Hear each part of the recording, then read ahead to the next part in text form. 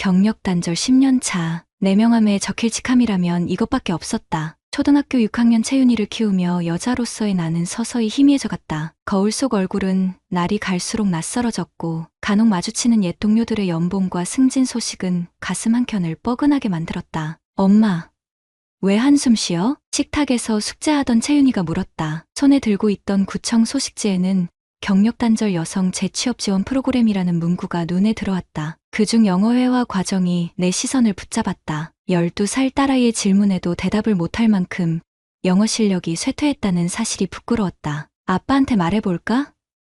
영어 배우고 싶다고. 정우는 퇴근 후 노트북을 켜던 중 내 말에 고개만 끄덕였다. 눈 맞춤 없는 대화는 이미 우리의 일상이 되어 있었다. 그는 스펙 쌓는 건 좋지라고 짧게 답했다.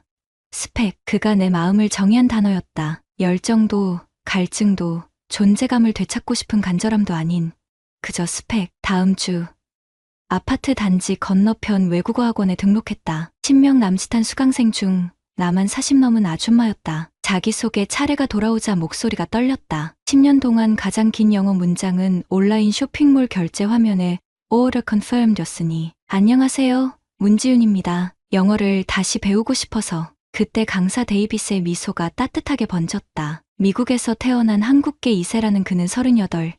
나보다 2살 어렸지만 세련된 말투와 깔끔한 셔츠 차림새가 신선했다. 걱정 마세요, 지윤 씨. 첫 수업은 누구나 긴장해요. 근데 발음이 상당히 자연스러운데요? 수업 후 우연히 엘리베이터에서 마주쳤을 때 데이빗이 건넨 첫 말이었다. 평범한 칭찬이었지만 오랜만에 들은 나에 대한 긍정적 평가에 가슴이 간지렸다. 카페에서 영어로 주문하는 법을 알려주겠다며 건넨 제안을 거절할 이유가 없었다. 영어는 가장 솔직한 마음을 전할 때 가장 아름다워요. 번역하지 말고 느낌 그대로 말해보세요. 그의 목소리는 부드러웠다. 영어보다는 그 말투에 귀가 기울여졌다. 내가 언제 마지막으로 누군가에게 온전히 집중받았던가. 정우는 내 말 중간에 스마트폰을 들여다보거나 뉴스의 시선을 빼앗기기 일쑤였다. 집에 돌아와 거실 소파에 앉아있는 정훈에게 수업 이야기를 꺼냈다. 그는 고개만 끄덕이며 그래? 좋네라고 짧게 답했다. 더 묻지도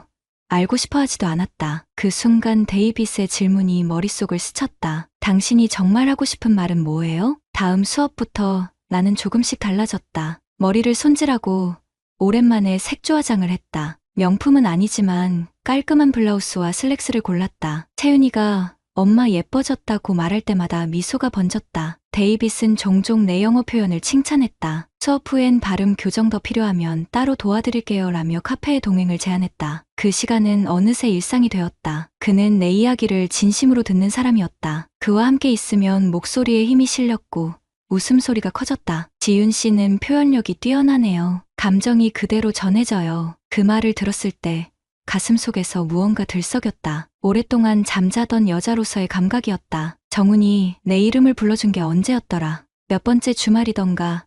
남편은 출장 준비로 분주했다. 나는 그가 와이셔츠 단추를 잠글 때 돕지 않았다. 그도 내게 수업 이야기를 묻지 않았다. 그날 밤 채윤이가 숙제하며 물었다. 엄마, 영어 공부하는 거 재밌어?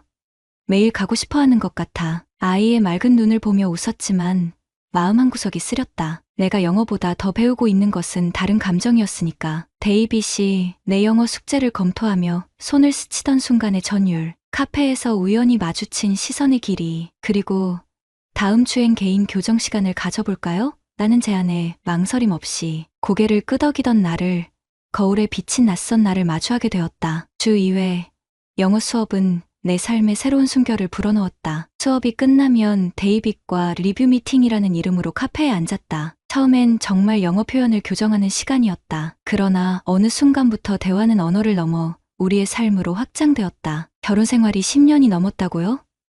믿기 어려워요. 데이빗의 눈빛이 따뜻했다. 아직도 열정이 살아있는 사람 같은데.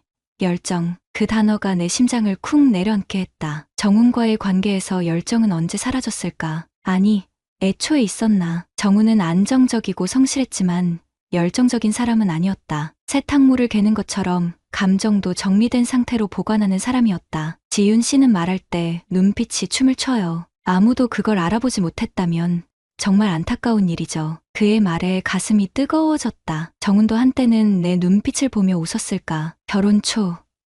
아마도. 하지만 그 기억은 희미했다. 지금의 우리는 같은 공간에 있어도 각자의 세계에 따로 존재했다. 집에 돌아온 날, 정훈이 출장 가방을 챙기고 있었다. 주말 출장이라며 월요일에 돌아온다고 했다. 나는 손에 든 영어 교재를 내려놓으며 물었다. 혹시 내가 요즘 달라 보여? 남편은 잠시 고개를 들었다가 다시 가방에 양말을 집어넣었다. 머리 잘랐나?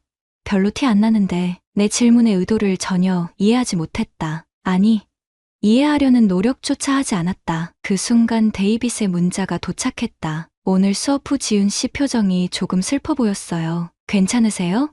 5번째 수업이 끝난 후 데이빗은 학원 근처 작은 바를 제안했다. 와인 한 잔으로 시작된 대화는 깊어졌다. 그는 내 이야기를 들으며 가끔 내 손등에 손을 올렸다. 처음엔 놀랐지만 점차 그 온기가 익숙해졌다. 지윤 씨는 자신이 얼마나 빛나는지 모르는 것 같아요. 그의 칭찬 한마디가 내 자존감을 끌어올렸다. 내 안의 여자가 깨어나는 느낌이었다. 그날 밤, 데이빗의 원룸으로 향하는 택시 안에서 내 심장은 미친 듯이 뛰었다. 이성은 계속 경고했지만 감정의 파도가 그 목소리를 삼켜버렸다. 문이 닫히고 그의 손이 내 얼굴을 감쌌을 때 모든 망설임이 사라졌다. 오랜 시간 잊고 있던 감각들이 폭발했다. 그의 숨결, 체온, 속삭인 모든 것이 생생했다. 누군가에게 온전히 원해지는 느낌이 이토록 강렬한지 잊고 있었다. 새벽녘, 그의 팔에 안겨 깨어났을 때 현실이 물밀듯 밀려왔다. 채윤이는 할머니 집에 맡겨뒀고 정우는 출장 중이었다. 하지만 내 결혼 반지가 침대 옆 테이블 위에서 차갑게 빛났다. 처음으로 죄책감이 몰려왔다. 후회해요?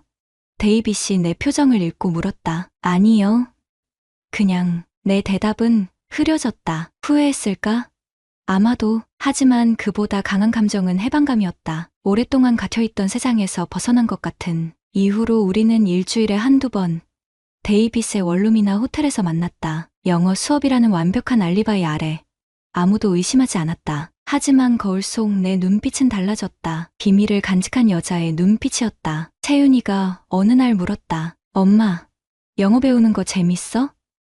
요즘 웃음소리가 커졌어. 아이의 순수한 질문에 가슴이 찔렸다. 아이 앞에서도 거짓말을 하고 있었다. 영어가 재밌어서가 아니라 그 사람이 나를 바라보는 방식이 좋아서가 진실이었으니까. 정우는 여전히 내 변화를 알아차리지 못했다. 퇴근 후 그는 TV나 노트북에 시선을 고정했다. 주말이면 골프나 동창회로 자리를 비웠다. 대화는 필요한 정보의 교환으로만 이루어졌다. 내일 채윤이 학교 상담 있어. 이번 주 전기세 냈어? 그런 일상 속에서 데이빗과의 시간은 마약 같았다. 현실을 잊게 해주는 달콤한 도피처. 하지만 그 달콤함 뒤에는 항상 쓴맛이 따라왔다. 밤에 홀로 천장을 바라볼 때면 내가 무슨 짓을 하고 있는지 자문했다. 우리 가족을, 채윤이의 행복한 얼굴을 떠올렸다. 그럼에도 스스로를 합리화했다. 정우는 내게 관심이 없어. 나도 행복할 권리가 있어. 이건 그저 내 인생의 짧은 일탈일 뿐이야. 하지만 그 무엇도 밤마다 조금씩 커지는 불안감을 지울 수는 없었다. 6번째 만남 후 데이빗이 내게 속삭였다. 너무 보고 싶었어. 매일 만나고 싶어. 그 말을 들으며 잠시 정훈을 떠올렸다. 그는 내게 그런 말을 해본 적이 있었을까? 결혼 초에도 아마 없었을 것이다. 하지만 그것이 정훈이 나를 덜 사랑한다는 뜻일까? 아니면 그저 다른 방식으로 표현했을 뿐일까? 돌아오는 택시 안에서 데이빗에게 보낸 메시지를 다시 읽었다. 오늘도 완벽했어. 우리는 정말 특별한 연결고리가 있는 것 같아. 그 문장에 담긴 진실과 거짓 사이의 경계가 점점 흐려졌다. 진짜 나는 어디 있는 걸까? 문지윤이라는 여자는 누구인가? 남편의 아내? 채윤이의 엄마? 데이빗의 연인? 아니면 그 모든 가면 뒤에 숨은 또 다른 누군가? 어둠 속에서 깨어났다. 새벽 3시. 출장에서 일찍 돌아온 나는 하루 만에 집에 온 것이 어색했다. 아내는 깊이 잠든 듯했다. 그녀의 숨소리를 들으며 눈을 감았지만 잠은 오지 않았다. 아침, 거실에서 신문을 읽고 있는데 채윤이가 옆에 앉았다. 주말 아침, 평소라면 늦잠을 잘 시간이었다. 아빠, 엄마 요즘 많이 달라졌어. 채윤이의 목소리에는 어린 나이답지 않은 무게가 있었다. 나는 신문을 내려놓고 딸아이를 바라봤다. 어떻게 달라졌는데? 웃는 횟수가 늘었어. 그리고 스마트폰을 자주 봐. 영어 문자가 오면 방으로 들어가서 확인하고. 나는 웃으려 했지만 입꼬리가 어색하게 올라갔다. 딸아이 말이 뭐가 이상했다. 문지윤이 스마트폰에 집착한 적은 없었다. 엄마는 왜 요즘 영어 배우러 가서 울어? 뒤통수를 한 대 맞은 느낌이었다. 눈앞에 채윤이가 흐려졌다. 무슨, 울었다고? 응, 저번에 엄마 화장대에서 휴지 찾다가 봤어. 엄마가 혼자 울면서 메시지 쓰고 있었어. 영어로. 그날 저녁 지우는 친구와 영어 스터디가 있다며 외출했다. 거실 테이블 위에 놓인 그녀의 휴대폰이 불빛을 발했다. 평소라면 지나쳤을 알림음이었다. 하지만 채윤이의 말이 머릿속을 맴돌았다. 영어로 된 메시지. 울음, 손이 저절로 움직였다. 비밀번호는 채윤이 생일이었다. 화면이 열리자 마지막 메시지가 눈에 들어왔다. 오늘 너무 보고 싶었어. 어제는 완벽했어. 우리는 정말 특별한 연결고리가 있는 것 같아. 발신자 이름은 데이빗 선생님이었다. 심장이 멎는 것 같았다. 숨이 가빠졌다. 메시지함을 열자 수십 개의 대화가 이어져 있었다. 날짜별로 만난 장소, 시간, 카페, 바, 그리고 호텔 이름까지. 다리에 힘이 빠졌다. 소파에 주저앉아 숨을 고르려 했지만 가슴이 무너져 내리는 느낌이었다. 산소가 부족한 듯 헐떡였다. 손가락이 떨려 휴대폰을 바닥에 떨어뜨렸다. 그 순간 내 머릿속에 채윤이의 모습이 스쳤다. 딸아이의 맑은 눈동자. 그 아이 앞에서 우리는 어떤 부모였던가. 나는 일에 파묻혀 가정을 소홀히 했고 지우는 다른 남자와 관계를 맺고 있었다. 분노가 치밀었다. 주먹을 불끈 쥐었다가 무력하게 풀었다. 하지만 그 감정은 오래가지 않았다. 고지어 찾아온 것은 냉정함이었다. 증거가 필요했다. 확실한 증거. 일어나 지훈의 휴대폰을 들고 컴퓨터 앞에 앉았다. IT 회사에서 일하며 배운 지식을 총동원했다. 백업 프로그램을 실행시켰다. 메시지, 통화 기록, 사진, 위치 정보까지 모두 복사했다. 증거는 생각보다 쉽게 모였다. 지우는 자신의 디지털 흔적을 지울 생각조차 하지 않았던 것 같았다. 위치 기록을 살펴보니 영어 학원이라던 시간에 그녀는 종종 강남의 한 호텔에 있었다. 통화 기록에는 데이빗 선생님과의 길고 잦은 통화가 남아 있었다. 메시지에는 도저히 읽을 수 없는 내용들이 가득했다. 내 아내가 내 딸의 어머니가 보낸 말들이라고는 믿기지 않았다. 사진 폴더에 들어가자 심장이 다시 한번 무너졌다. 지윤과 서양인 남자의 셀카, 카페에서, 바에서, 그리고 침대 위에서. 남자의 얼굴은 젊었고 잘생겼다. 그의 팔이 내 아내의 허리를 감싸고 있었다. 그 순간 분노보다 먼저 찾아온 것은 비통함이었다. 15년을 함께한 사람이 완전히 낯선 존재가 된 기분. 내가 알던 문지우는 어디로 갔을까? 아니, 어쩌면 나는 그녀를 제대로 알지 못했던 건지도 몰랐다. 컴퓨터 화면을 노려보다 문득 목덜미가 서늘해졌다. 채윤이가 문간에 서 있었다. 아이의 눈에는 눈물이 고여 있었다. 아빠, 엄마 나쁜 사람이야? 그 질문에 가슴이 찢어졌다. 화면을 급하게 닫고 채윤이를 안았다. 아이의 어깨가 작게 떨렸다. 아니야. 엄마는 그냥 지금 조금 혼란스러운 거야. 거짓말이었다. 하지만 채윤이에게 진실을 말할 용기가 없었다. 어떻게 12살 아이에게 엄마가 다른 남자와 바람을 피우고 있다고 말할 수 있을까? 채윤이를 재우고 나서 증거들을 다시 검토했다. 메시지, 사진, 위치 기록, 통화 내역, 모든 파일을 USB에 복사했다. 그리고 변호사에게 보낼 이메일을 작성했다. 상간자 소송에 필요한 증거들을 첨부하며 내 손가락이 키보드 위에서 떨렸다. 지훈이 돌아오는 현관문 소리가 들렸다. 시계를 보니 새벽 1시였다. 영어 스터디가 이렇게 늦게 끝날 리 없었다. 급하게 컴퓨터를 끄고 침실로 향했다. 누워서 잠든 척했다. 지훈이 방에 들어와 조용히 옷을 갈아입는 소리가 들렸다. 샤워실로 향하는 발걸음 소리, 물 흐르는 소리, 그리고 오랜 시간이 지나 침대에 누워 내 옆에 자리 잡는 그녀의 존재감. 익숙했던 그 존재가 이제는 완전히 낯설게 느껴졌다. 눈을 감고 숨을 고르려 했지만 가슴속에서는 폭풍이 몰아치고 있었다. 내일 모든 것이 달라질 것이다. 내 가정, 채윤이의 미래, 우리의 삶, 지금 이 순간이 마지막 평화일지도 모른다는 생각에 눈물이 흘렀다. 아침이 되면 지윤에게 물을 것이다. 오늘은 영어 문장 몇 개를 배웠냐고. 그리고 그 대답에 따라 나는 모든 증거를 보여줄 준비가 되어 있었다. 우리의 15년이 무너지는 순간을 맞이할 준비가. 아침이 밝았다. 창문 너머로 햇살이 들어왔지만 내 마음속은 한밤중보다 어두웠다. 부엌에서 식사 준비하는 지훈의 모습이 낯설게 느껴졌다. 어제까지만 해도 내 아내였던 사람이 이제는 타인처럼 보였다. 채윤이는 학교에 일찍 나갔다. 담임과 상담이 있다고 했다. 평소 같았으면 신경 쓰지 않았을 일이지만 오늘은 아이의 표정 하나하나가 가슴에 박혔다. 내 눈에만 그런 건지 아이의 얼굴에도 그림자가 드려진 것 같았다. 조용한 아침 식탁. 지우는 평소처럼 토스트를 준비했다. 나는 커피잔을 들었다가 내려놓기를 반복했다. 손끝이 떨렸다. 마음속 분노가 온몸을 타고 흘렀다가 차갑게 식었다가를 반복했다. 어제 스터디 어땠어? 내 목소리는 평소보다 낮았다. 지우는 무심한 듯 눈을 들었다. 평소 같았으면 별로라고 짧게 대답하고 말았을 질문이었다. 좋았어. 네이티브 표현 몇 가지 배웠어. 한 입 베어 문 토스트를 내려놓았다. 심장이 터질 듯 뛰었다. 영어 문장 몇 개나 외웠어? 지우는 잠시 생각하더니 무심하게 대답했다. 3개, 4개 정도. 그 순간 내 안에 무언가가 끊어졌다. 냉정하게 유지하려던 가면이 산산조각 났다. 떨리는 손으로 핸드폰을 꺼내 화면을 보여주었다. 이런 문장도 포함이야? 화면에는 데이빗에게 보낸 지훈의 메시지가 있었다.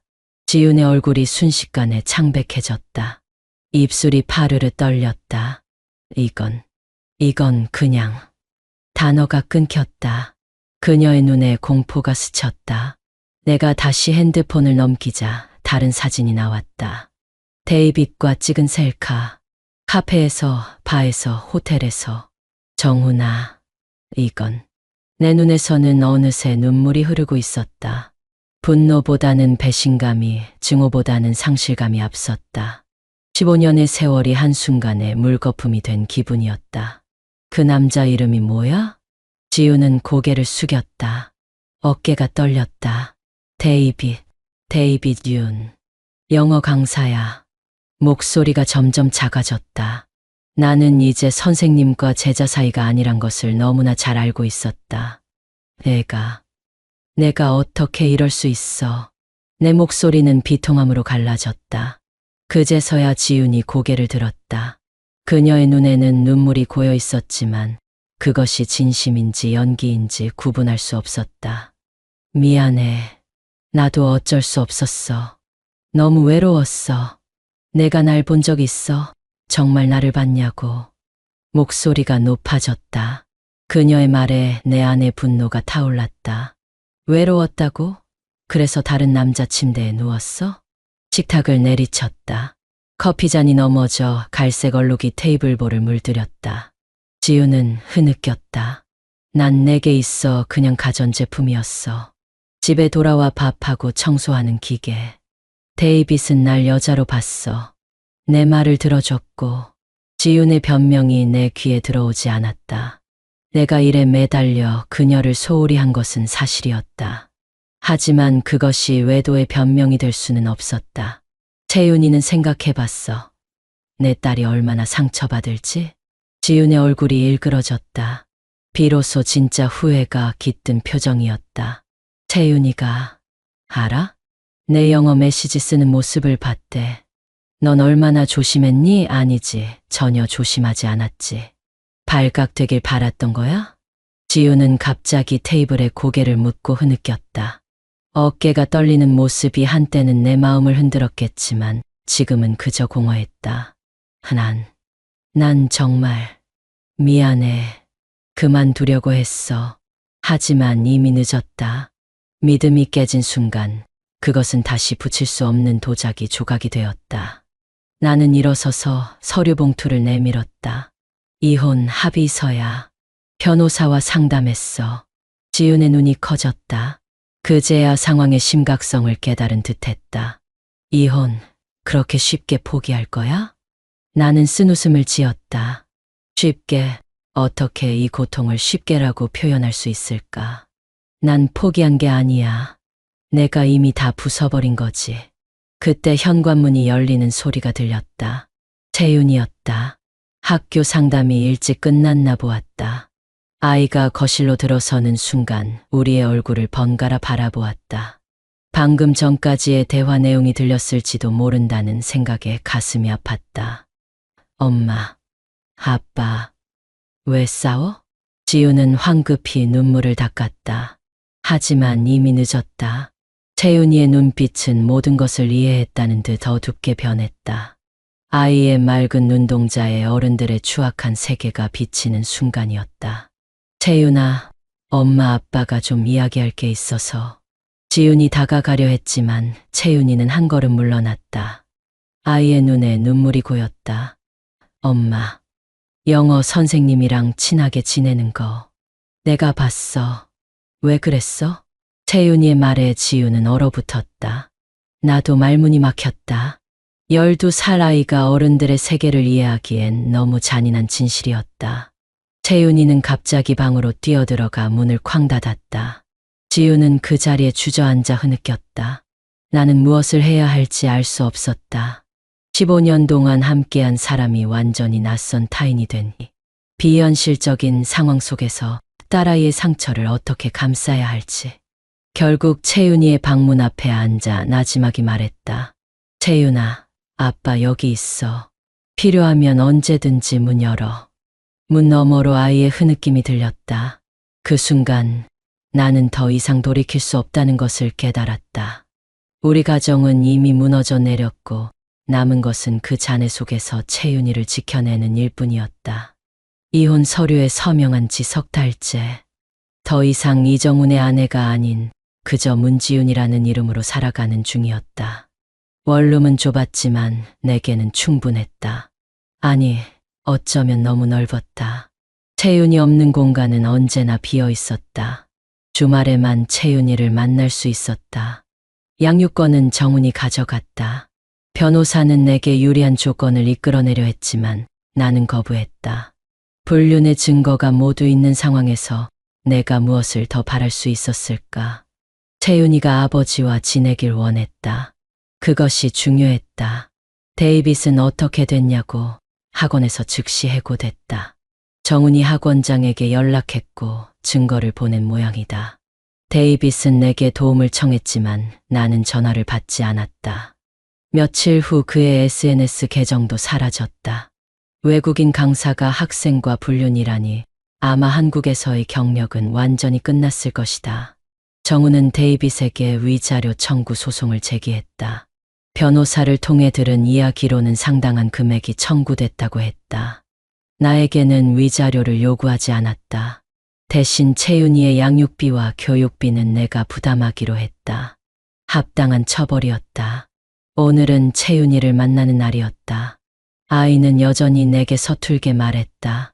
상담 선생님 말로는 시간이 필요하다고 했다. 정서적 트라우마가 깊었다. 영어 단어장을 불태우는 꿈을 꿨다고 아이가 상담에서 말했다고 한다. 내가 준 상처는 쉽게 지워지지 않을 것이다. 카페에서 채윤이를 기다리며 창밖을 바라봤다. 사람들이 바쁘게 오가는 모습이 낯설었다. 모두 각자의 삶을 살아가고 있었다. 내가 그토록 원했던 자유는 이런 모습이었을까? 혼자인 자유. 가족 없는 해방감. 이제 와서 깨달았다. 그것은 자유가 아니라 고립이었다. 채윤이가 정훈과 함께 나타났다. 남편. 아니, 이제는 전 남편이 된 그 사람은 여전히 단정했다. 늘 그랬듯이 깔끔한 셔츠에 단순한 청바지 차림. 화려하지 않았지만 믿음직했다. 데이빗의 세련된 패션과는 달랐다. 하지만 이제야 보였다. 정훈의 옷차림이 얼마나 그답고 진실했는지. 채윤이는 내게 안겼다. 그 순간만큼은 모든 것이 예전 같았다. 정훈은 차 한잔 하자고 제안했다. 처음으로 우리가 셋이서 만난 날이었다. 채윤이가 화장실에 간 사이 어색한 침묵이 흘렀다. 정훈이 먼저 입을 열었다. 회사 지원으로 MBA 과정 시작했어. 채윤이 학원비도 넉넉히 나올 거야. 그의 말에 목이 메었다. 15년 전 우리가 처음 만났을 때도 그는 항상 미래를 계획했다. 졸업하면 취직하고 돈 모아서 집 사고 아이 낳고 모든 계획이 가족을 향해 있었다. 그가 공기업을 선택한 것도 안정적인 가정을 꾸리기 위해서였다. 정훈아, 미안해. 1000번을 사과해도 부족할 말이었다. 그는 고개를 저었다. 이제 와서 뭐가 미안해. 우린 끝났잖아. 그의 목소리에는 분노보다 체념이 묻어 있었다. 더 아픈 것은 그의 무관심이었다. 한때 나를 사랑했던 눈빛이 완전히 사라진 것이. 데이빗은 어떻게 됐어? 내 질문에 정우는 쓴웃음을 지었다. 그 사람 신경 쓰지 마. 내 인생에서 완전히 사라졌어. 채윤이가 돌아오자 화제는 아이의 학교 이야기로 바뀌었다. 정우는 아이와 대화할 때 표정이 밝아졌다. 아이를 바라보는 그의 눈빛에는 무한한 사랑이 담겨 있었다. 나는 그런 그를 15년 동안 곁에 두고도 알아보지 못했다. 화려한 말솜씨와 감미로운 칭찬에 현혹되어 묵묵히 우리 곁을 지켜주던 진짜 사랑을 간과했다. 집으로 돌아오는 길, 버스 창밖으로 도시의 불빛이 흐르는 모습을 바라봤다. 데이빗을 만났을 때 그가 내게 해준 말이 떠올랐다. 당신은 빛난다고. 달콤한 거짓말이었다. 정우는 그런 말을 한 적 없었다.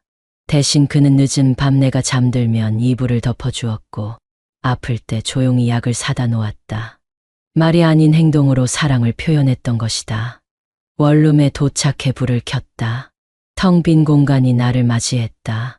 벽에 걸린 채윤이 사진 앞에 멈춰 섰다. 웃고 있는 아이의 모습이 내 가슴을 찔렀다. 아이의 순수한 웃음을 얼마나 쉽게 배신했던가. 책상 위에는 내 이력서가 놓여 있었다. 10년의 공백 후 다시 시작하는 구직 활동. 경력 단절 이력서를 쓰며 깨달았다. 내가 영어 학원에 등록한 진짜 이유는 자존감 회복이 아니었다. 나는 누군가에게 특별한 존재가 되고 싶었던 것이다. 하지만 정작 내 곁에 있던 사람들에게 나는 충분히 특별했다. 채윤이에게 나는 세상에서 가장 중요한 엄마였고 정훈에게는 함께 미래를 그려가는 유일한 동반자였다. 침대에 누워 천장을 바라봤다. 데이빗의 품에서 느꼈던 설렘은 이제 공허한 후회로 변했다. 그가 내게 속삭였던 말들은 얼마나 빈 껍데기였던가.